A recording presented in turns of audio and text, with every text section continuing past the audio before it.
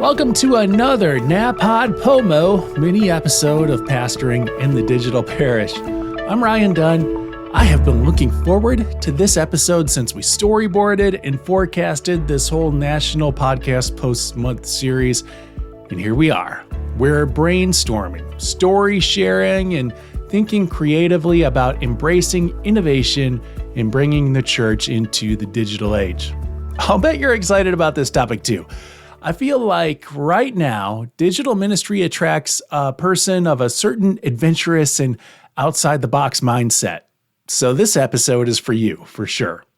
First, though, let me put some guidelines, like a hedge of protection around our journey into the novel and new.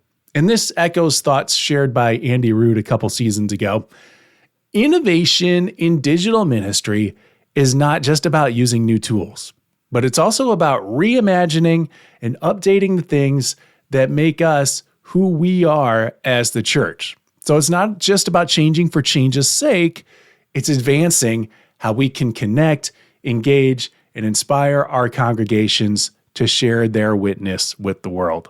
And to do that, I want to identify some innovative digital ministries that have really helped people in the area of traditional Christian practice.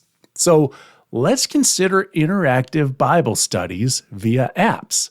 Many ministries have begun using interactive apps to conduct Bible studies where members can engage with content, maybe answer some quizzes, just to see if they're reading and cognitively recognizing what they've read. They can participate in discussions, all within a digital platform. The ways in which churches have utilized the YouVersion app is probably the most brightly shining example of this. Within that app, they can create tailored reading plans for their communities and utilize the platform's community features to get people interacting, which I think is kind of the bottom line in all of this. It all revolves around getting people interacting and engaging in Christ-centered activities together. Lectio 365 is another cool little app-based Bible tool. It gives daily prompts for Lectio Divina readings and provides space for reflection, notes, and interactions.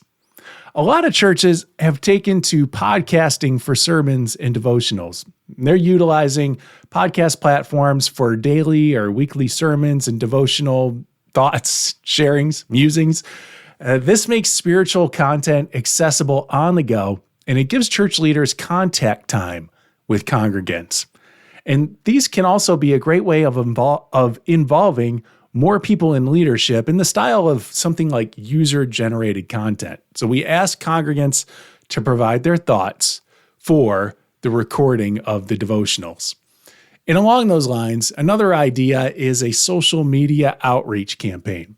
Here we're leveraging social media for outreach, like a series of Instagram stories that share a personal testimony or scriptural reflections.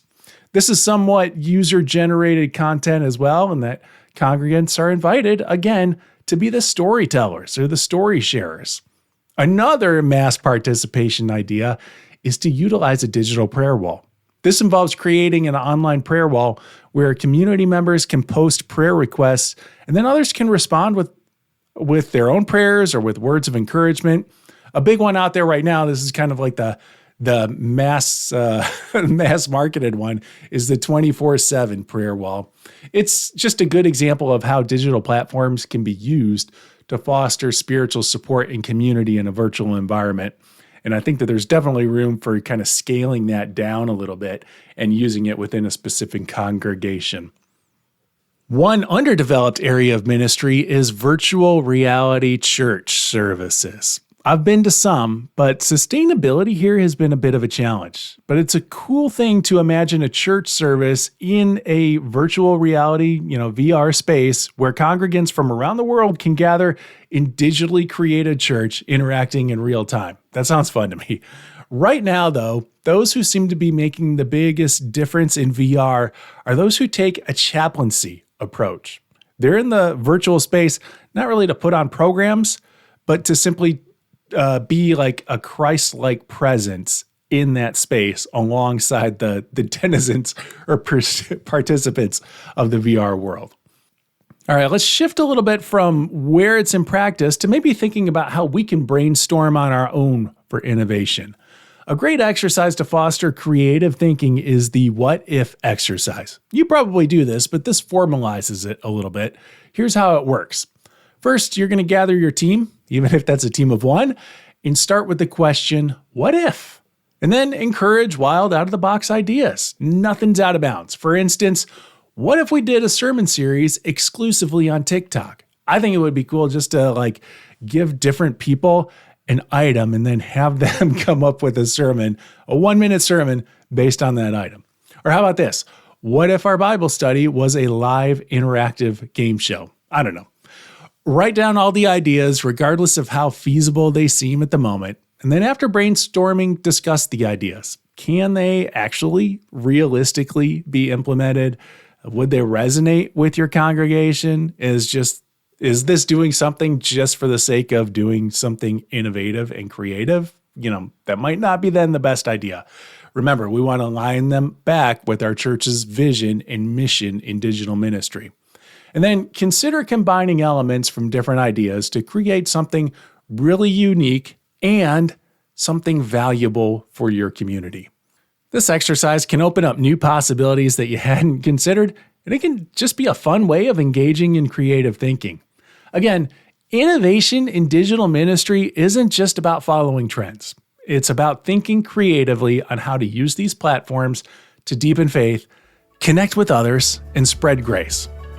Do you have some ideas to share? Dump them into the chat on the Pastoring in the Digital Parish Facebook group. I'd love to see you over there. You can also send me an email, digitalparish@umcom.org. Pastoring in the Digital Parish is brought to you by Resource UMC, the online destination for leaders throughout the United Methodist Church. Visit resourceumc.org often to find ideas throughout the connection. Join us again tomorrow for more tools for your digital ministry toolkit from Pastoring in the Digital Parish. May your ideas be bold, may your faith be strong, and your digital presence inspiring. Peace.